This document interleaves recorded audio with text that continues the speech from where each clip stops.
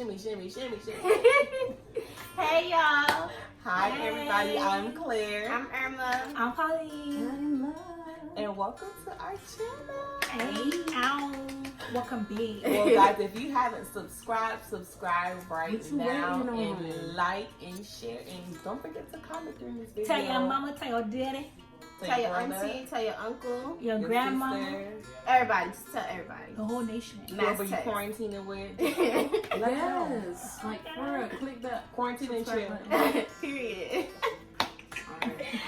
Okay, so our topic for today is it's kind of serious and close to our hearts. It's basically, what is it that you've been learning since you've accepted Christ? All of us have our own stories. All of us have been through things. All of us have our own way that we even got to the point where we are today, and we just want to share it with you guys, you know. So we're gonna start with You. okay. Great, great. What have I been learning since accepting Christ? That I need to let go. People who are close to me, people who know me on a super personal level, know that I have a problem with being in control. I like knowing what's the next move.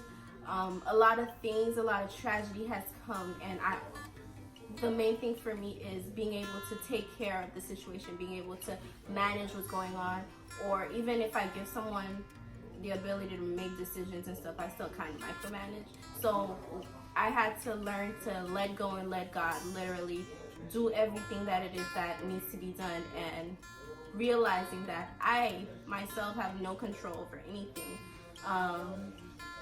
At the end of the day, God is in control. God knows what it is that He wants for me to do, not necessarily what I want to do, but His will for my life. So letting go and letting Him completely take over, and just trying to listen to the voice of God and not try to make excuses and reasoning with myself as to what my decision is and stuff like that. Just listening to God more. Yeah, I think that's the one big thing for me. That's good. That's really good. Thank you, sis. You welcome, Are girl. you actually doing that for real? Like, are you like literally saying, okay, God, you're in control, you do this? Years, day by day. I was just about to say, step by step, little by little. It is huge. Like, I legit have had a lot of meltdowns, and when I have meltdowns, I don't like depending on people to like call them and be like, hey, like I'm really going through XYZ. But one thing that I've been learning is that God put you in groups or sisterhoods or a family outside of your literal family to a community. That's the great word. A community in order to help build you up. And a lot of the people that you wouldn't expect to be there for you or give you the right advice are the main ones that God sends your way. Like, I would be going through these moments by myself, and somebody would pull up the phone and call me like, hey sis, how are you? And I'm just like, I can't talk right now. And some people have literally just sat there and just listen to me cry, and I'm just like, God knows what He's doing. What Yeah. about you, Paul? Well, for me, it's a lot. Like, I learned to move on. Okay, praise God. Yeah, I learned to like move on. It's okay. I mean, for me, it's like I'm in a stage where I'm growing more, I'm praying more, I'm forgiving more. So it's okay to move on, and that's where I'm at. And you know, I'm securing my peace. Period. Securing my peace. 2020 and on. Okay. That's crazy you said that. The biggest thing I learned in Christ is to accept people. Okay, praise God. Accepting people, because Mhm. my biggest problem when I wasn't a Christian or being in the world was assuming someone's going to hurt me.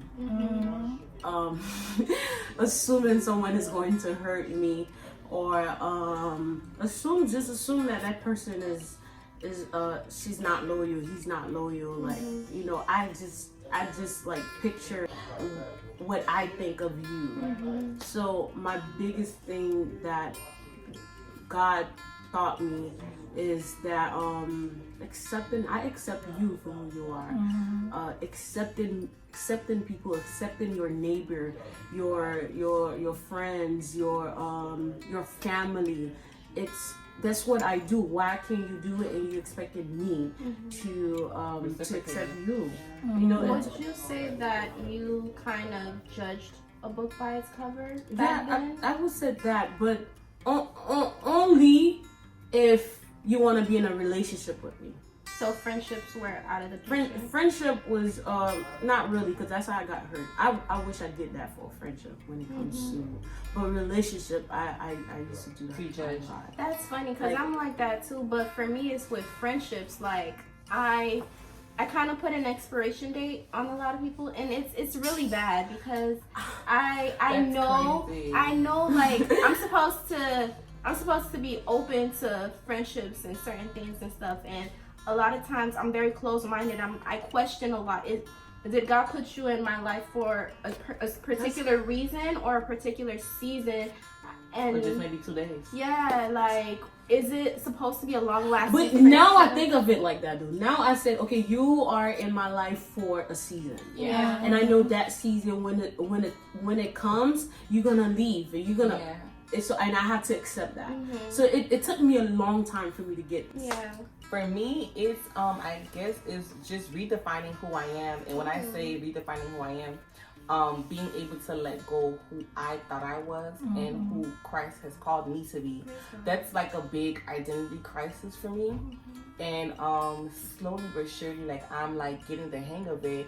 Like I'm not declare who I really thought I am, because You said that the other day when I was on the phone and I was like I was listening to you saying this to one of your friends. He said, "Man, I didn't even react to my dad the way." Oh yeah. Yes, when I was I pulling would. up, I heard that Yeah, conversation the too. way I am, like it's like the way I serious. used to do Yeah, it, like it's oh my serious. god, like you actually sit down and check yourself. I said, you know what, that's good. That's a good Because thing. in life, it's like, it's not that you don't have a clapback or if you don't have a response, but it's like when you say that you have Christ living in you, you have to really show that Christ is really living in you, because it's like you don't want to embarrass God in a sense, because if you're saying that if you're like putting him out there like, oh yeah, God is what lives in me, but then your lifestyle does not portray that, so it's like, what God is that? It's like, Which God you serving? yeah, so it's like, No, people will actually check you. They will yeah, tell and you some that people too. call you up. Aren't Some you a people will Christian? call you. Or like, Yeah. aren't you like, what you doing here? I think that people a lot. love doing stuff like that. As soon as they catch you make the smallest, like you say though, that's why I'm very careful as to the stuff that I say. And y'all might notice this, but I pause before I respond to a lot of things. Not necessarily because I'm trying to censor every single word I say, but rather because I am the type of person, like, I don't want to come off based on emotion. I'm very logical, and I don't want my responses to be based off of feelings. Emotion. Yeah, like That will like go away. exactly. And then I turn around the next day and I'm completely saying Not something feeling else. something, Yeah. So for me, really just figuring it out and actually applying it, because now that I know who I'm called to be, you know, my purpose in life, I just have to walk in it. And that's hard because you have so much things around you, like different environments. You have your environment. If you're in school, that's an environment. If you're at work, that's an environment. When you're at church, it's an environment. When you're at home, that's an environment. Your childhood friends, it's an environment. Your college friend, it's an environment. And it's like random people that you meet, that's a separate environment. So it's like you have all these environment intertwining, but you still have to stay true to who God has called you to be. You Right. can't bend, you can't flake. Oh, man. You got to know your identity. You got to know your purpose, because everybody's purpose is not the same. Everybody's journey is not the same. Everybody's walk is not the same. We've all been placed here to do a different task. Though we serve, you know, the one God, we all have different identities. We all have different tasks, but we still share the same Father. So that's really, I don't know, I'm excited because 2020 is going to be an amazing year. From here on out, it's going to be an amazing year. Now that I know who I really am, and just separating myself from the old Claire. I'm still Claire, but I'm not the Claire in the world anymore. It's just not the same. Yeah. It's not the same. And I appreciate it. sometimes you have to show people that you are not the same person. Mm-hmm. You don't want to act like y'all know I go to church. Okay, y'all know I'm different now. But no, you have to actually put on the work. You have to actually just tell yourself tell your first of all, it's worried about you. And tell you, I am different. I'm not gonna do the things that I used to do. I'm not gonna. But I'm still here for you. I'll still, because the thing is about serving God. It's not to isolate yourself from your old friends. The thing is for you to continue to be around them and for you to shine your light, and then for them to be like, okay, this girl got different glow about her, so let me try out this Jesus. Let me try this person that she's serving, because if she is changing, she's transforming, and she's still true to herself, but you can identify that something is different. Then it's like, okay, let me see, let me get on my knees and pray. Let me try him out. Let me give my life to Christ, and that's ultimately the goal. Like, all my friends, they're not perfect. I haven't been like the friends that I've talked to, but really, like, and my friend, she was one of my good friends, she was like, you don't notice every time, like, you go through, like, hard times, you always, like, fall on Jesus, like, no matter what it is, like, you always fall back on Christ. And I was like, you know this. No. And it's great. It's a great feelings. Not that you're doing it for people, but it is a great feeling. Yes. When someone tells you something that, oh, man, you're doing much better. I love the new person you are. I love the new Claire. I love the new Amy. I love the new Danny. And I'm not gonna lie, when you go through these phases, you are gonna lose some friends. And remember, these people, like I said before, reasons and seasons, these people are there, and the things that they're going to input into your life, whether it's positive or negative, comments, opinions, and stuff like that, you pick and choose what you want to get out of it. I'm not gonna lie, because at the end of the day, these people do not dictate your entire life. God, at the end of the day, makes the decisions. God, at the end of the day, knows your purpose, knows your reason, knows who you are deep inside, not necessarily what the public thinks about you, but about how he feels about you and how you feel about yourself. So if you're trying to accommodate everybody, you're gonna lose your Christ. I'm not gonna lie, because you're gonna start trying to, let me go back chilling with so and so because that was my friend since back then. Peer pressure as well too. And you know, to piggyback on what she said, you know, for me, it's like, now I'm learning that every situation I go to, I don't need a response. You know, I'm learning to, like, stay quiet and mute. Amen. And I don't need to clap back. I said that last night. I told some of my friends, I was like, my biggest thing I'm working on is to stay quiet. Not everything deserves a response. Like, Oh, I heard you. I'm not gonna lie, mine is the opposite. Because growing up, I was one of those people, not necessarily trying to please everybody, but really just trying to kind of accommodate everybody's emotions and stuff. And it's like, if I do something or if somebody else does something, I'll give an excuse. Like, let's say you hurt so and so, like, I would literally find an excuse for you instead of, it's because I want all my friendships to stick together.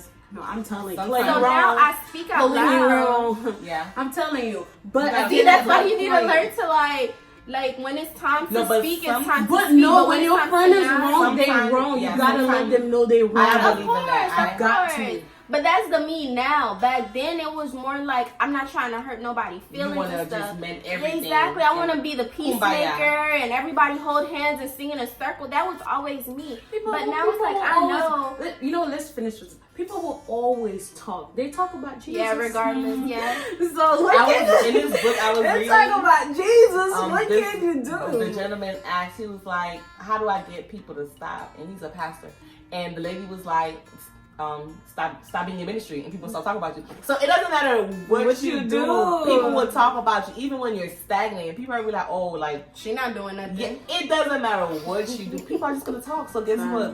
You just have to accept and know who you are in Christ and move on. That's it. So that's what I've learned. Well, we pray whatever we spoke about today help you with whatever going on in your life, and then we pray that, you know what, let's do this together. Let's fight this.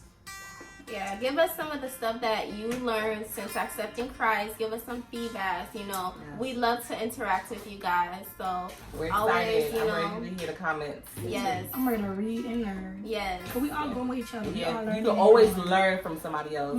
Yeah, so let's help each other and let's help the people down in our comments either. You guys can communicate with each other and we can free knowledge, free gems. We're free here for it. We're dropping them. But anyway, subscribe, like. Hey. Subscribe, comment, and like. Hey. Let me start. All right.